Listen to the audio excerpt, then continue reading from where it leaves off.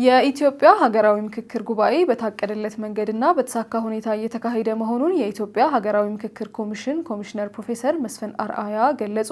ዋና ኮሚሽነሩ ለመገናኛ ብዙሃን በሰጡት መግለጫ ጉባኤው በሁሉም የውይይት መድረኮች በሰላማዊና በተሳታፊነት መንፈስ እየተካሄደ መሆኑን ገልጸዋል። እንደገለጹት ተሳታፊዎቹ በተመደቡባቸው አጀንዳዎች ላይ በቡድን ተከፋፍለው ጥልቅ ውይይት እያካሄዱ ሲሆን የተለያዩ ሀሳቦችን በነጻነት እያቀረቡና በመደማመጥ እየተወያዩ ይገኛሉ። ይህም በቀጣይ የሚካሄዱ የምክክር ሂደቶችን ይበልጥ ጠንካራ መሰረት እንደሚሰጣቸው ጠቁመዋል። መጀመሪያዎቹ ላይ 8 ቦታ ተከፋፍለው 5 መቶ ሆነው ስለ ምክክሩ ሂደት ቀደም ብዬ እንደጠቀስኩት ስለ ስነ ዘዴዎቹ በሚገባ ለማጠናከር ከዚያም በላይ ኮድ ኦፍ ኮንዳክቱን የስብሰባ ስነ ስርዓቱን የመሳሰሉትን በደንብ ካብላሉ በኋላ በቀጣዮቹ ቀናት 50 ላይ ተከፋፈሉ። 50 ማለት 16 ቦታ ላይ 50 ሆነው ተከፋፈሉና እንደገና 50ዎቹ ደግሞ በየክፍላቸው 5 ቦታ በመከፋፈል 10 ሆነው በሚገባ በመተዋወቅ በየተሰጧቸው የየራሳቸው አጀንዳ ላይ ይሄ የመተዋወቅ ሂደትን አደረጉ።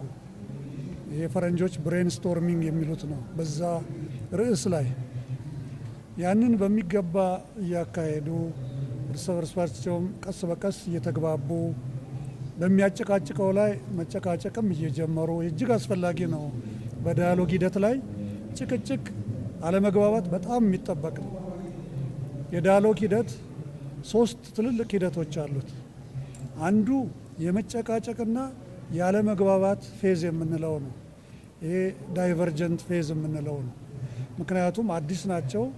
የራሳቸውን ስሜቶች የራሳቸውን አስተሳሰቦች በዛ ርዕስ ላይ ይዘው ነው የሚመጡት እና ያንን በሚገባ በትንንሽ ቁጥር ለቀናት ላለፉት 3 ቀናት ካስኬዱ በኋላ በትናንትናው ዕለት እያንዳንዳቸው 10ዎች በሚገባ በሰብሳቢዎቻቸውና በጸሐፊዎቻቸው አማካኝነት የዚህ የሀሳብ ማመንጨቱን ወደ ሀሳብ ማጠናቀር ካስኬዱት በኋላ ምን አደረጉ? የተጠናቀሩትን ሀሳቦች በሚገባ አሰባስበው ከዛሬ ጠዋት ጀምረው ለ50ዎቹ በማቅረብ ላይ ይገኛሉ። ፕሮፌሰር መስፍን በተጨማሪም በማህበራዊ ሚዲያ የሚሰራጩ ያልተረጋገጡ መረጃዎችን ግራ ሊያጋቡ እንደሚችሉ በመጠቆም ህብረተሰቡ ትክክለኛ መረጃዎችን ከኮሚሽኑ ይፋዊ ምንጮች ብቻ እንዲከታተል አሳስበዋል። ማህበራዊ ሚዲያዎች በጣም አመሰግናለሁ። ኮሚኒቲ ሚዲያዎችንም እንደዚሁ አመሰግናለሁ። ሜንስትሪም ሚዲያዎች በጣም ጥሩ ናቸው። ፕሪንት ሚዲያዎችም እንደዚሁ ጥሩ እየሄዳቸው ነውና ይሄ በጣም ከዚህ በላይ ተጠናክሮ መቀጠል አለበት። እስካሁን እንደ ልብ አልፈቀድንላችሁም ወደ የጓዳ እንድትገቡ። ለምን? ዳይቨርጀንት ፌዝ ላይ ነው ያለነው። አሁን የምንጨቃጨቅበት የምንጣላበት ስሜታችን የምንገልጽበት ሰዓት ላይ ነን። ሁላችንም በነፃና ተሳታፊዎችን ማለት ነው።